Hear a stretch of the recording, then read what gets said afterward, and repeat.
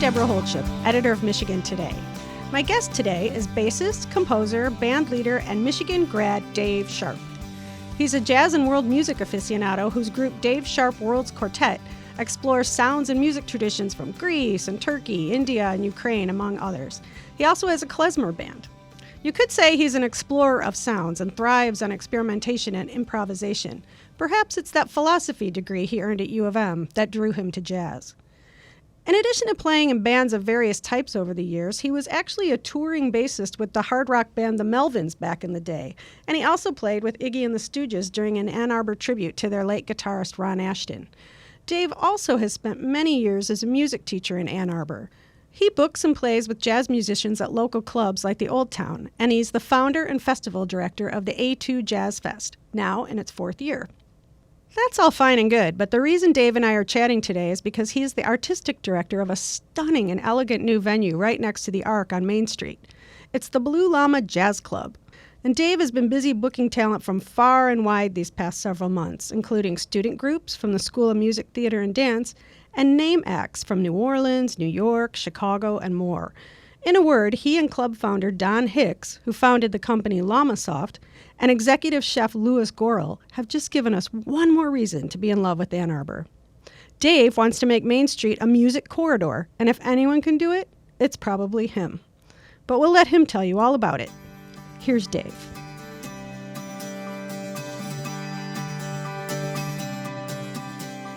I think this town is certainly well versed and has a long tradition of the house party and the do-it-yourself attitude, which I think is great. I grew up in Warren, which is a suburb of Detroit, and it wasn't until I left Warren and came here where I was like, wow, there's people like jamming in living rooms, there's people playing in bars, there's people playing on outdoor stages, there's people playing in university buildings, there's people playing like in all these different places, whereas back home, not so much. Just kind of seeing that makes you say, well, I want to do that too. Yeah, like I love music, makes it accessible. And now I just don't have to go to a concert or listen to my records. I can actually do it myself. The other thing that's happening more recently are like calm house parties, almost like house concerts. You know, these intimate 40-person things in someone's living room, which is very accessible for a jazz small group. Or I just did one out in February out in Dexter. Shout out to my good friend Barry Lonick, who does house concerts out at his place. And Barry is like a huge music fan and takes full advantage of the music scene around here, to where he counts the number of shows he goes to per year, and he always gets up into like the 350s or something. Wow. Like he's it's like hardcore. Yeah. You know, there's a lot of good events around here. The Ann Arbor Summer Festival is coming up in a couple weeks. The Sonic Lunch is starting. You know, there's music on Main Street. You know, there's always festivals in the summer, always fun things happening. There's other places on Main Street, like Lo-Fi is a new music venue. It's a basement I don't know that. place where they have a stage and they do live shows and DJs and karaoke. And then there's the Ravens Club, which has great jazz on Sunday and Monday. And then Old Town. I'm continuing to book the Old Town on Wednesday, the jazz series. Wednesdays 8 to 10. It's free. There's some really great new jazz artists that are touring around. One of note is Theo Croker, who's a trumpeter from New York. He's actually Doc Cheatham's grandson. Oh, okay. And he's going to be playing at the A2 Jazz Fest this September. What do you think is that unique alchemy that gives all this specialness, I guess, to the Ann Arbor music scene? Whether it's great clubs or the location, it's near Detroit, it's the school, it's the vibe of the town. Like, what's the magic, the secret sauce that?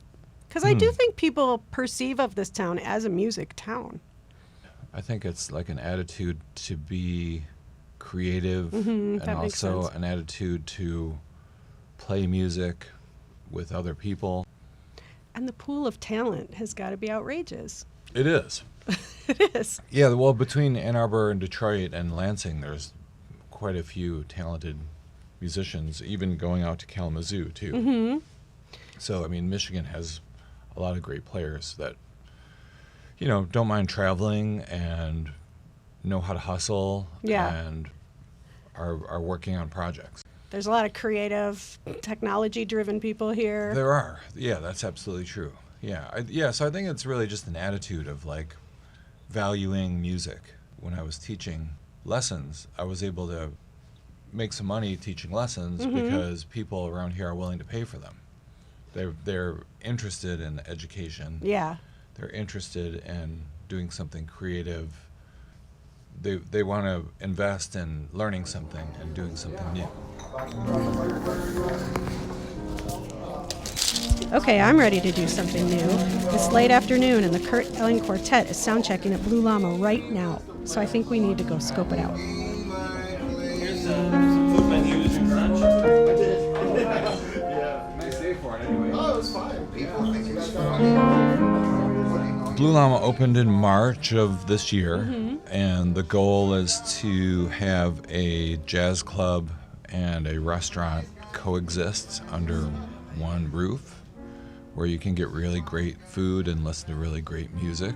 It's about a 90-seat room, and the sound system is state-of-the-art. There's a stage and a sound system. We're in the same building as the Arc, which also has a stage and a sound system. Although the Arc is a 400-seat listening venue, it's more like a small Concert venue. concert venue. Yeah. They do great work there, and it's a great sounding room. But they don't have like a full restaurant going. So you've got some sassy menu, something delicious to eat, and There's a chef. Chef Louis Gorel is the executive chef at Blue Llama, and his, Is he local? Where did he come from? he's actually from Iowa Oh, originally. okay. Yeah, Iowa. yeah. He's born in Iowa, but has worked in Brooklyn, D.C., Philadelphia, Chicago. I read something, like it was one of these brain science books, and it said that like food tastes better if you're listening to good music while eating. Oh. Like, you're. And does the music sound better if you're eating good food while I you're think so. listening? I'm sure it works the other way. I mean, why wouldn't it? Here you've been seeking gigs all these years. Now you're the person people are seeking gigs from. So That's right. that's a kind of little poetic justice, is it not? Yeah, I remember hand delivering Yeah. a cassette back on Main Street at Club Heidelberg to get a gig. I remember the guy who gave us a gig there said, "Make sure your number is on the tape and on the tape case. Like it's got to be on both." There's this Woody Allen movie where he says he's talking to a friend and he says, "Boy, everybody tells me that show business is a dog-eat-dog world," and he's like, "I completely disagree. It's more like dog doesn't return other dogs' phone call. Like that's actually the norm, But now it's email, Now Yeah. it's like getting bombarded with emails and." So how is the lineup? Now you've already had some pretty impressive people come through. So who? Yeah, the lineup has been great. 2 weeks ago we had Ralph Peterson, who's a great, amazing jazz drummer. He brought in an Art Blakey tribute group, which was pretty stellar, including Bobby Watson on alto saxophone. Last weekend we had Adonis Rose from New Orleans, who brought in Tia Fuller and Sasha Masakowski, two really great musicians. Mickey Hayami, who's a great piano player from New York. This weekend we have Kurt Elling from Chicago, and he's bringing in a quintet for Friday and Saturday. Nice. So so a lot of really good stuff coming through. Rodney Whitaker is coming through on June 20th. He's out in Lansing, a really great bass player. So it sounds like you're kind of in the perfect spot now because you have a lot of local talent to choose from, a nice pool here that you can not only play with or learn from or book, but then you can invite all these people from elsewhere now to come experience our town. That's right. How has their response been to Blue The response Llama? has been great. All the traveling artists are loving the club. They like the sound. They like the stage. They like the food, and also, and this goes back to what we talked about earlier, is they like the attitude of the people running the place, namely me and our chef, Louis, and our staff and our management. And because we have what's the term? It's like artist-friendly or artist-centric or, You're an artist yourself, as is your chef, so you're all in it together. Yeah. So, so the way that they're treated, our attitude toward them is positive and welcoming. And, and we kind of say this a lot, like during shows or after shows, and it's very true. So, like, if a musician comes into a venue and they feel good about being there, and they know that they're wanted there, and they have something good to eat, and they have a comfortable place to get ready, they can hear themselves on stage, and the sound is good, then they're going to play better. The music will sound better. Everyone will be happier. Yeah, it's not a technical thing. It's a, it's just like a feeling. It's an attitude. It's like, are you feeling good about being here? Yes. Are you treated well? Yes. Is the music going to sound better? Yes, because everybody's kind of in a good place. And hopefully they'll be back. And they'll want to come back. Right. That's exactly right. How you doing? Thanks for coming. I'm Louis. I'm the chef and general manager. Oh, hi, Louis. Louis. Pleasure. Nice to meet you. It's great. Hey, welcome. Thanks so much for coming. Thanks for having us in. Pleasure. No, thanks so much. All right, man. I hope we make everybody real happy over the you will. weekend. Yeah. Completely sold out. So that's that's a good. great step, right? I ain't mad at that. It's just like we're going to spank a lang, have a good time, make people feel as good as we can make them feel. Enjoy ourselves as jazz musicians. Make it feel like 1956. Only the good ones. Awesome. Yeah. I like promoting music, and I like, helping people to have a place to perform their music. Yeah. And record it. Yeah, so are you going to do recordings there? Are you going to do like live stuff? Yeah, we're going to launch a record label out of Blue LLama. Right on. That's so cool. Like for national and local groups. Okay, and when do you think that's going to happen? It's happening now. Cool. Yeah, we've been recording.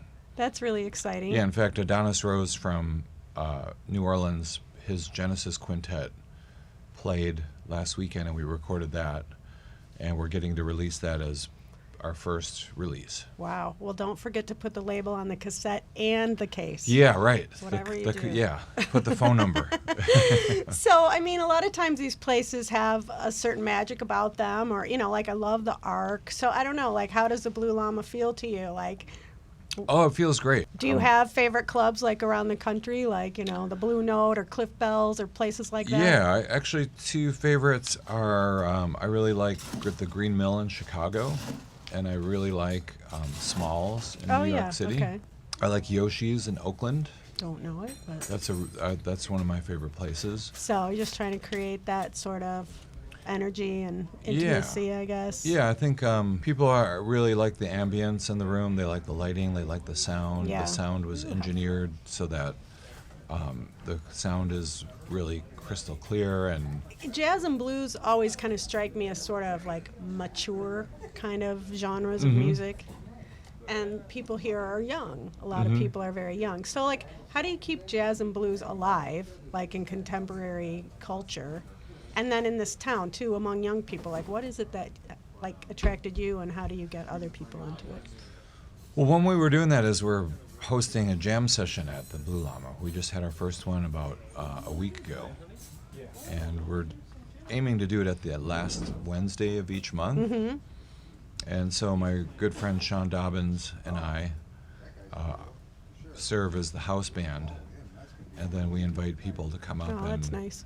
Sit in. And when we did that last week, a lot of people showed up. About young people, high school age, college age, professionals, musicians I know who've been playing for a while, and that's fun.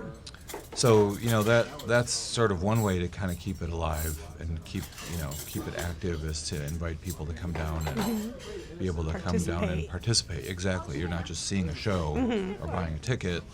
You can come down and do that. Likewise, at the A2 Jazz Fest in September, the Saturday show, we're going to have workshops on Saturday afternoon leading up to performances in the early evening and late evening. That's so nice. So that's got, and also, the A2 Jazz Fest features student groups on a regular basis. The festivals, makes it a point to do a little bit of both. One great thing we have in this town is the U of M School of Music, Theater, and Dance. And, I knew Andrew Bishop and Ellen Rowe, who do an amazing job with the jazz program there. And there's plenty of other people who teach there, too. Yeah. Not to leave anybody out, but I know Ellen and Andrew, and we did a U of M Jazz showcase the graduation weekend. And that was amazing, because we had about 14 U of M undergrad students come and play at Blue LLama.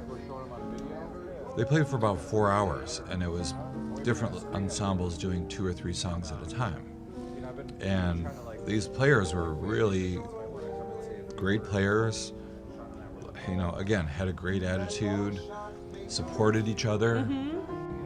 I know a handful of those guys, and they're all like really great players, and then they start gigging around town, and they are listening to each other and listening to. That's got to be inspiring, to you as well. It keeps the love alive in your heart. There's always like a new spark when you see stuff like that. Oh yeah, and Keeps the love alive. it's and to hear people, to hear their different musical ideas is pretty cool too. Like they have, we're talking a lot about attitude, but to also hear ideas that people are putting forth is pretty cool as well. Yeah. You studied philosophy here. Correct.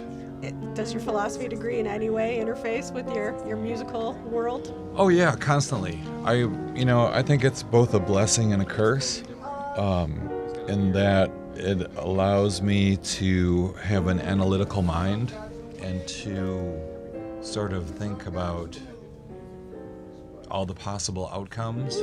Jazz marries that pretty easily because it's so. Yeah, it has many possible outcomes yeah, too. just being able to, look at the different outcomes, consider them, do some analysis and think about what's going to happen, and also to be, just be open to any of those outcomes versus only wanting one or only wanting two. Gotcha. Maybe there's like 12 different things that could happen. You never know. And sort of being prepared for that, and having the attitude to be flexible. Yeah. Oh, I like that. Yeah.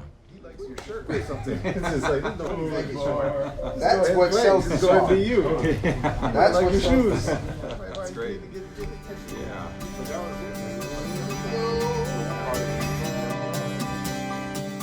One thing you have to love about Ann Arbor is its commitment to culture and education. And music. Thank you, Dave, for all you do to keep this town jamming. Okay, that's it for now. Find and subscribe to Listen in Michigan at Google Play Music, iTunes, TuneIn, and Stitcher. You can also find us at www.michigantoday.umich.edu. Thanks so much for listening, and I'll look for you by the front of the stage. Till then, as always, go Blue.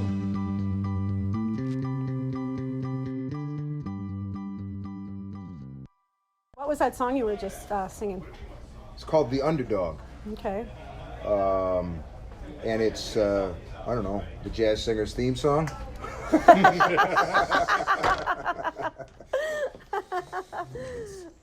many ways.